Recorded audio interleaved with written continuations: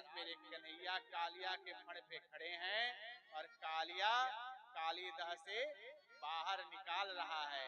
इस तरह देखो कालिया के फण पर नाचत कन्हैया, देखो कालिया के फण पर नाचत कन्हैया, नाचत कन्हैया मेरो कुंवर कन्हैया, नाचत कन्हैया मेरो कुंवर कन्हैया, नाचत कन्हैया मेरो कुंवर कन्हैया, देखो कालिया के फण पर नाचत कन्हैया, देखो कालिया के फण पर नाचत कन्हैया। इधर काली नाग परमात्मा को कालीदह से बाहर निकाला और सारे ब्रजवासी मूर्छित थे। परमात्मा ने बंसी बजाया, सबको होश में लाया और सबके सामने कालिया अपने पत्नी के साथ रमणक रूप में गया कालीदह को छोड़ करके। परमात्मा ने कालीदह को बिल्कुल शुद्ध कर दिया। महाराज वहां का जल बिल्कुल अमृत जल के समान हो गया। इधर परमात्मा सबको आनंद प्रदान कर रहे हैं। कंस ने ब्रज को जलाना स्पर्श किया, परमात्मा ने उस जल अग्नि का पान किया। जो अग्नि कंस ने भेजा ब्रज को जल करके भस्म कर दूं, परमात्मा ने सारे अग्नि का ही पान कर लिया। इधर परमात्मा सबको आनंद प्रदान कर रहे हैं। इधर इंद्र की पूजा बंद करा करके परमात्मा ने गोवर्धन की पूजा आरंभ कराई। सारे ब्रजवासियों ने 56 भोग बनाए, गोवर्धन भगवान की शरण में गए और गोवर्धन भगवान की विशेष पूजा किया।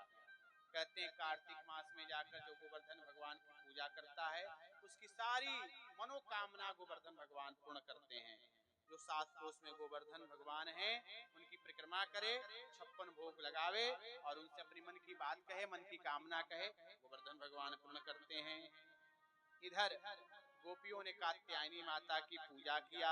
कात्यायनी महामाये महायोगिन्नधीश्वरी नंद गोप सुतम देवी पति में कुरुते नमः।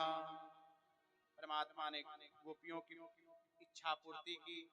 कहते हैं जिस कन्या का विवाह न हो रहा हो, विवाह में विलंब हो रहा हो, विवाह लग करके टूट जा रहा हो, सो वह कन्या इसी मंत्र का जाप कर दे तो सद्यः उसको कृष्ण के जैसा वर प्राप्त होता है। इधर परमात्मा ने शरद पूर्णिमा के रात्रि में निधिवन में आकर के महाराज किया। सारी गोपियां आईं और परमात्मा ने 6 महीने की रात्रि की और 6 महीने तक निरंतर गोपियों के साथ महाराज किया। कहते हैं ये महाराज क्या है? तो ब्रह्म और जीव का मिलन ही महाराज है। जीव गोपियां हैं और ब्रह्म कौन है? कृष्ण है, जिससे सृष्टि का सृजना हुआ और सृष्टि का विस्तार हुआ। कहते हैं धीरे धीरे परमात्मा 8 वर्ष के हुए और कंस के भेजे हुए एक एक राक्षसों को परमात्मा अंत कर रहे हैं, मार रहे हैं। इधर ठाकुर 12 वर्ष के भये। जब 12 वर्ष के हो गए तो कंस का अत्याचार बिल्कुल बढ़ गया था। तो कंस ने मथुरा में मलयुद्ध का मेला रखा और अक्रूर जी को नारद जी के कहने पे ब्रज में भेजा। अक्रूर जी आए, कृष्ण और बलराम को ले जाने के लिए मैया यशोदा ने रोका, लेकिन नंद बाबा के कहे अनुसार अक्रूर जी लेकर के कृष्ण और बलराम को ब्रज से मथुरा को गए। इधर मथुरा में जब पहुंचे तो कंस के जो सैनिक थे द्वार पर, प्रभु ने उनका अंत किया। धनुष जो था शिव का दिया हुआ उसको परमात्मा ने तोड़ा और कंस के पास जो हाथी को वसुदेव उग्रसेन महाराज इत्यादि जितने संतों को बंदी बनाया था सबको परमात्मा ने छुड़ाया। इधर ब्रजवासियों को परमात्मा ने भेज दिया। सारे ब्रजवासी कृष्ण के वियोग में मथुरा से रोते हुए ब्रज को चले गए। इधर मैया देव की वसुदेव बहुत प्रसन्न हैं कि आज पुत्रों से मुलाकात होगी। इधर धीरे धीरे समय बीता। मथुरा में पुनः राजा उग्रसेन महाराज बने और देव की मैया अपने पुत्रों का दोनों का कृष्ण और बलराम का यज्ञोपवीत संस्कार किया। यज्ञोपवीत संस्कार होने के बाद कृष्ण और बलराम को उज्जैन सांदीपन मुनि के आश्रम में भेज दिया पढ़ने के लिए। सांदीपन मुनि के आश्रम में कृष्ण और बलराम जब पढ़ने गए तो वहीं पे ब्राह्मण पुत्र सुदामा जी से मुलाकात हुई। कृष्ण और सुदामा की मित्रता ऐसी गहरी हुई कि आज भी उस मित्रता को हम लोग याद करते हैं। कृष्ण 64 दिन गुरुकुल में रहे और 16 कलाओं को पढ़ लिया। जब शिक्षा पूर्ण हुई तो गुरु से कहे गुरु दक्षिणा मांगिए। गुरु जी ने तो कुछ नहीं मांगा, लेकिन गुरु माता ने अपना मरा हुआ पुत्र वापस मांगा। जो मेरा पुत्र मर गया है उसे आप दीजिए। सो कृष्ण ने गुरु दक्षिणा में गुरु माता को मरा हुआ पुत्र पुनः जीवित करके ला करके दिया। और जब चले तो सुदामा जी एक कोने में बैठ करके रो रहे थे। कन्हैया ने कहा, मित्र एक बार तू मुझसे जरूर मिलने आना, एक बार। जब तक तू मुझसे मिलने नहीं आएगा ये तेरा मित्र इस धाम को छोड़ करके नहीं जाएगा। और यही कह करके घर आए। जब घर आए तो उद्धव जी को अभिमान हो गया था, क्योंकि यदुवंशियों के महामंत्री हैं और परमात्मा के परम भक्त हैं।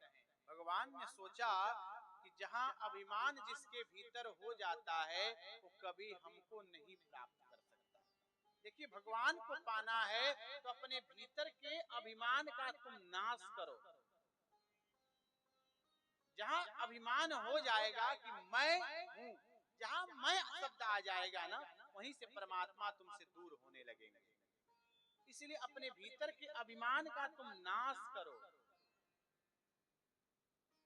उद्धव जी को ब्रज में भेजा। जब गोपियों से मिले, यशोदा मैया से मिले, उद्धव जी का सारा अभिमान समाप्त हुआ और आए परमात्मा के चरणों में गिर गए। परमात्मा के चरणों में गिरते ही परमात्मा ने विराट रूप का पुनः दर्शन कराया और कहते हैं इधर परमात्मा कुब्जा के घर आए और क्रूर जी के मन में प्रेम की अनुभूति जगाया। कंस की 2 पत्नियां थी, अस्ति और प्राप्ति। कंस के मरने के बाद अपने पिता के घर पहुंची। कहते हैं कंस की 2 पत्नियां अस्ति और प्राप्ति पिता के पास। पिता कौन है? जरासंध है। जरासंध के पास जब पहुंची तो जरासंध क्रोधित होकर के कृष्ण को मारने के लिए 23 अक्षौहिणी सेना लेकर के मथुरा पे आक्रमण किया। परमात्मा ने जरासंध की समूल सेना का नाश करके जरासंध को जीवित छोड़ दिया। महाराज 17 बार मथुरा पे आक्रमण किया। 17 बार कृष्ण और बलराम ने पराजित किया। जब 17वीं बार हार करके जब घर लौट रहा था तो बड़ा उदास था।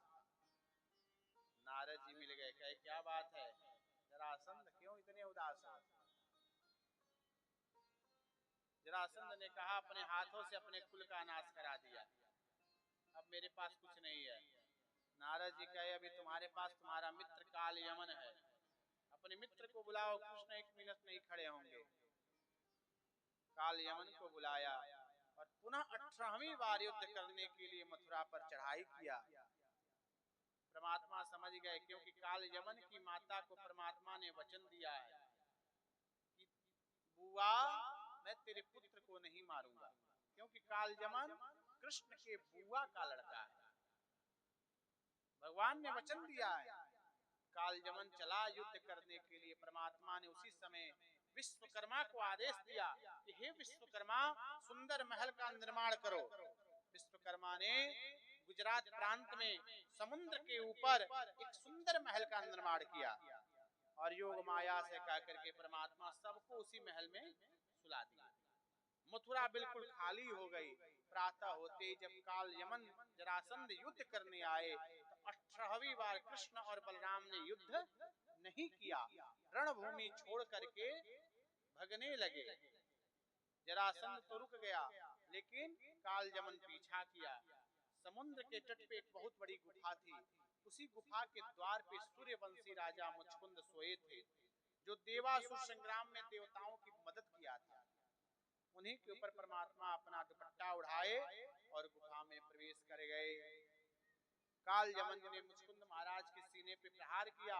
सैकड़ों वर्षों से सोए हुए मुचकुंद महाराज की आंखें खुली और काल यमन जल करके उसी में भस्म हो गया। कृष्ण और बलराम आए और मुचकुंद को 4 धाम की यात्रा के लिए भेजा। जरासंध उस गुफा में आग लगाया, लेकिन मेरे कन्हैया आग लगने से पहले उस गुफा छोड़ चुके थे। और जो विश्वकर्मा ने समुद्र के ऊपर महल का निर्माण किया था, उस महल का प्रभु ने नाम रखा क्या? द्वारका। और वहां के राजा अब हमारे बन गए कृष्ण।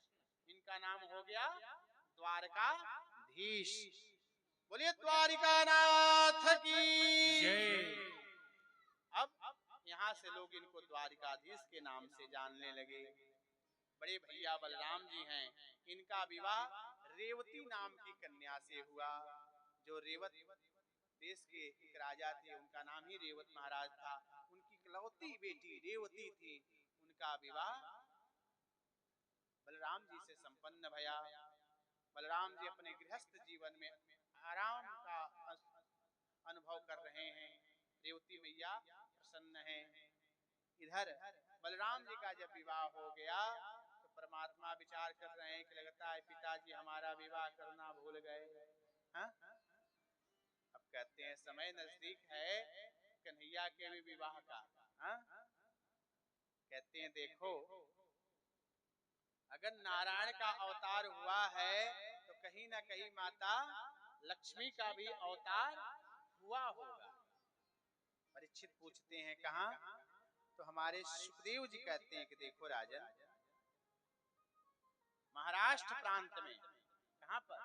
महाराष्ट्र प्रांत में एक गांव है कुंडनपुर, महाराष्ट्र में पड़ता है कुंडनपुर। वहां के राजा हैं भीष्मक।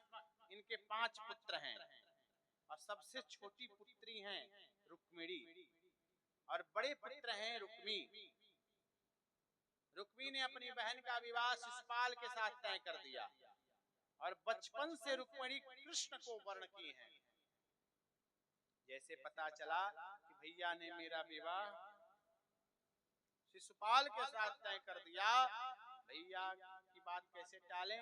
अपनी भाभी के पास गई और भाभी से कही, भाभी भैया ने मेरा विवाह दूसरे के साथ संबंध जोड़ दिया और मैंने तो बचपन से किसी और को वर्ण किया है। अगर वो हमको नहीं मिलेंगे तो मैं अपना प्राण त्याग दूंगी। सो भाभी ने कहा आप उनको बुलाओ, पत्र लिखो। मैया ने बड़ा सुंदर पत्र लिखा और पत्र लिख करके अपने पुरोहित महाराज से द्वारिका भेजा। और प्रभु पत्र पाए और पत्र जब प्रभु पढ़े तो द्वारिका से कुंदनपुर के लिए चल दिए।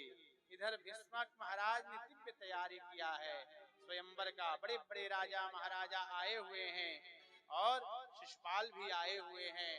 लेकिन भीष्मक महाराज के यहाँ का नियम है, जिस कन्या का वरमाला रहता है वह कन्या वरमाला से पहले अपने कुल देवी के मंदिर जाती है दर्शन करने, पूजा करने। सो आज मैया भी अपने कुल देवी के मंदिर जा रही हैं दर्शन करने, पूजा करने, लेकिन मन में कामना यही है कि हे माँ, मेरा विवाह केवल कृष्ण के साथ हो और किसी के साथ नहीं। मेरा विवाह केवल कृष्ण के साथ हो। आज सखियों के साथ, सैनिकों के साथ मैया कुल देवी के मंदिर जा रही हैं। मैया जी तेरी बेटी हूँ, रखना मेरी जय हो। धन दौलत देना ना देना,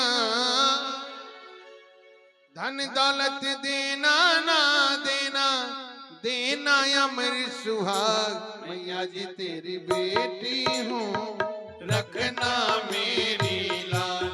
मैया जी तेरी बेटी हूँ, रखना मेरी लाज।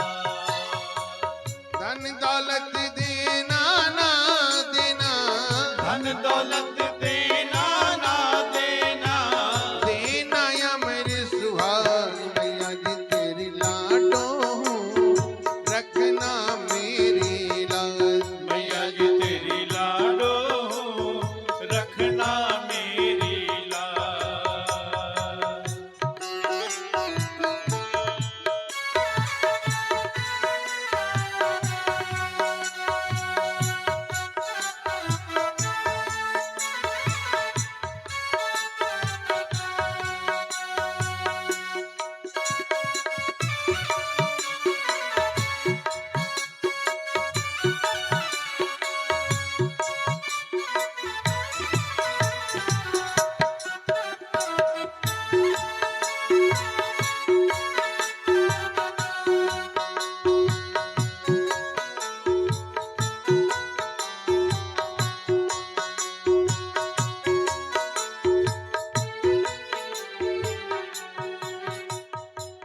मेरा धन दौलत मेरा साजन, मेरा स्वर्गपति का आंगन। मेरा स्वर्गपति का आंगन, मेरा स्वर्गपति